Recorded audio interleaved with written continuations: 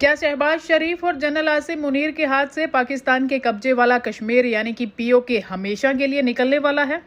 आज यानी कि 15 जुलाई को पीओके की राजधानी मुजफ्फराबाद में वो हो रहा है जिसकी कल्पना भी पाकिस्तानी सेना ने नहीं की थी। जॉइंट अवामी एक्शन कमेटी के एक बुलावे पर लाखों लोग सड़कों पर उतर आए हैं और उन्होंने मुजफ्फराबाद लॉन्ग मार्च शुरू कर दिया है। जी हां, पाकिस्तानी रेंजर्स अंधाधुंध गोलियां भी चला रहे हैं, खून बह रहा है, इंटरनेट बंद है, लेकिन जनता पीछे हटने को तैयार नहीं है। क्या यह पाकिस्तान के खात्मे की शुरुआत है? चलिए जानते हैं इस वीडियो में। अब यहाँ पर सवाल सबसे बड़ा ये उठ रहा है कि अचानक पीओके में इतनी बड़ी आग लगी कैसे? दोस्तों, यह गुस्सा सिर्फ आज का नहीं है बल्कि पाकिस्तान के दशकों पुराने शोषण और अत्याचार का नतीजा है। इस बार बवाल की सबसे बड़ी वजह है पाकिस्तानी असेंबली में कश्मीरी रिफ्यूजियों के नाम पर रखी गई 12 रिजर्व सीटें।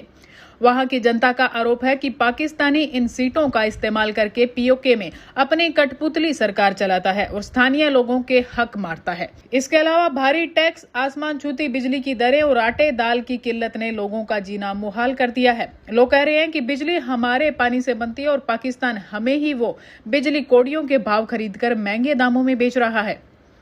इस शांतिपूर्ण आंदोलन को कुचलने के लिए पाकिस्तानी हुकूमत ने क्रूरता की सारी हदें पार कर दी है। रावलकोट और सुधनोती जैसे इलाकों में पाकिस्तानी रेंजर्स ने निहत्थे नागरिकों, महिलाओं और बच्चों पर सीधी फायरिंग की है, जिसमें अब तक कई मासूम नागरिकों की जान जा चुकी है और सैकड़ों लोग घायल हैं। हालात इतने खराब है कि वहां दवाओं और खाने पीने की भारी कमी हो गई है। हद तो तब हो गई जब खबरें आई कि पाकिस्तानी सेना इस आंदोलन को बदनाम करने के लिए इसमें आतंकियों को घुसपैठ कराने की साजिश रच रही है। लेकिन पीओके की जनता अब डरने वाली नहीं है। उनका साफ कहना है कि पाकिस्तान हमारा शोषक है और हमें इस अवैध कब्जे से आजादी चाहिए। पीओके के इस गृह युद्ध पर भारत ने दुनिया के सामने पाकिस्तान की धज्जियां उड़ा दी हैं। भारतीय विदेश मंत्रालय के प्रवक्ता रणधीर जायसवाल ने कड़ा बयान देते हुए कहा है कि पीओके में जो कुछ भी हो रहा है वो पाकिस्तान के सिस्टमैटिक शोषण और मानवाधिकारों के उल्लंघन का नतीजा है। भारत ने साफ कर दिया है कि पूरा जम्मू कश्मीर और पीओके भारत का अभिन्न अंग है और अंतर्राष्ट्रीय समुदाय को पाकिस्तान के इन काले कारनामों के लिए उसे पूरी तरह जवाबदेह ठहराना चाहिए।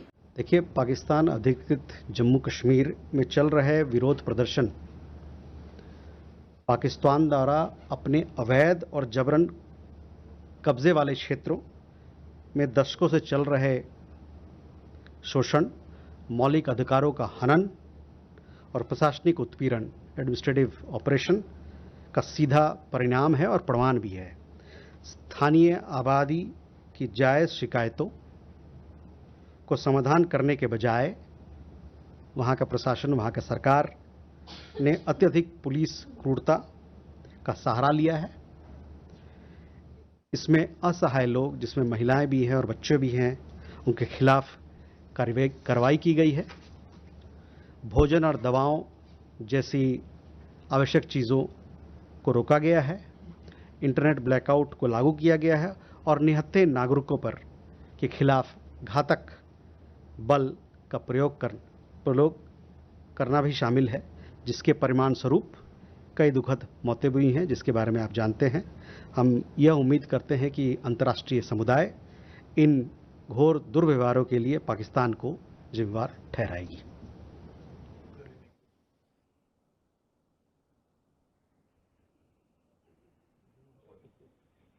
Okay.